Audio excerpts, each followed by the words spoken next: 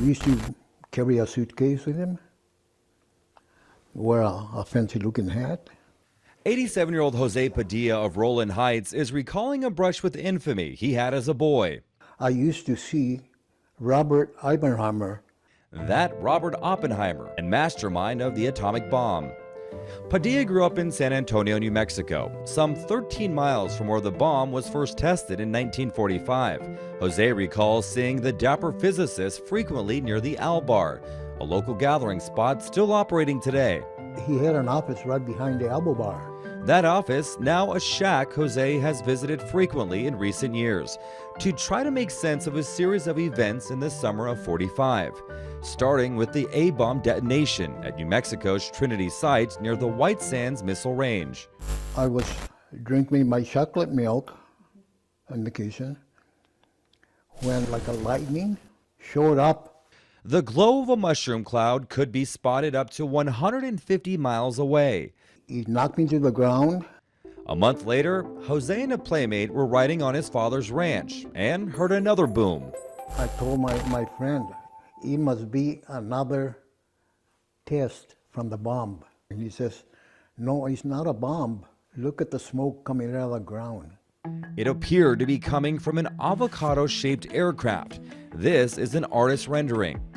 All of a sudden, 3 little, I would say, kids got up of it.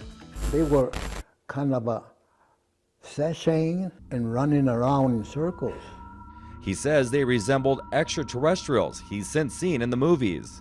They walk like us, but they look like a fire ant standing up. Jose and I recently met up at a favorite spot of his, the Griffith Park Observatory. Did you have any fear of these creatures? No, sir.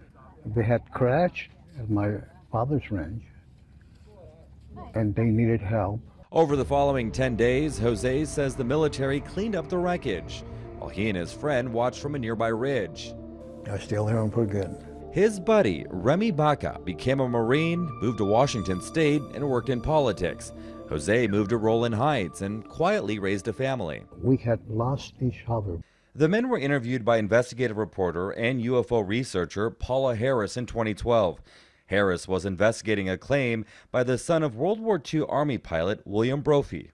The pilot's son told me the last missions of his father was to fly over that area. And he said that when he flew over, that he saw 2 little Indian boys on horseback. Harris believes those 2 boys were Jose and his friend. Though warned to stay away, they returned to their viewing ridge day after day. We were hiding behind cactuses. Jose says when soldiers took a break from cleanup, he and his friends entered the craft. The creatures were gone, but something else caught his eye. There was like a little dial. Jose yanked it out. I took the part and hid it in my garage.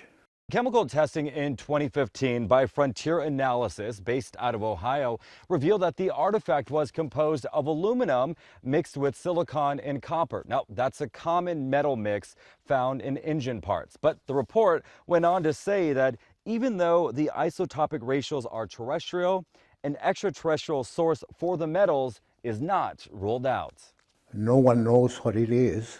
What do you say to people who might think that you're crazy and the story is not true? Well, I've had a lot of people say that.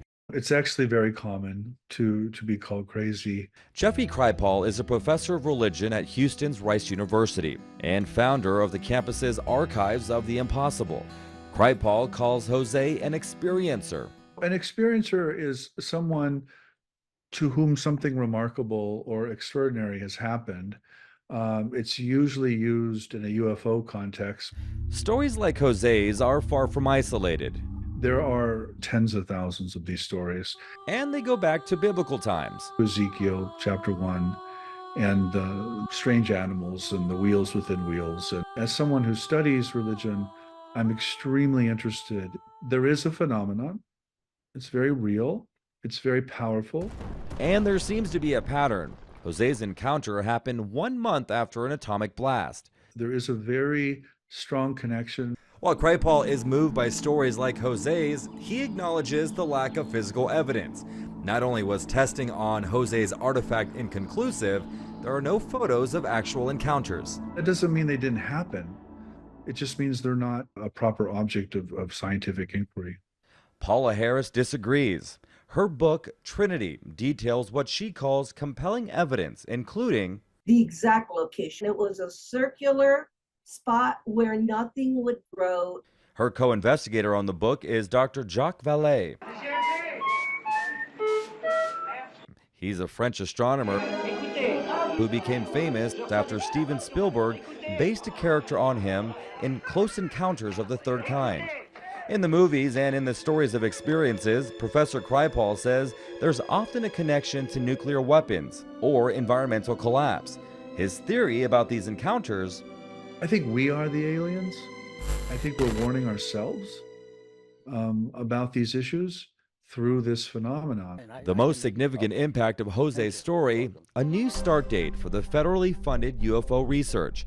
Under the 2023 National Defense Authorization Act, Congress pushed back the date on investigating UFO sightings from 1947 to 1945. That's all Jose has ever wanted. Since I was a young kid, I wanted to learn and know what had happened. As he reflects on his childhood memory, Jose remains steadfast on this. The creatures, he says, were real to him, and the craft they rode in on, That object, it is not from this world.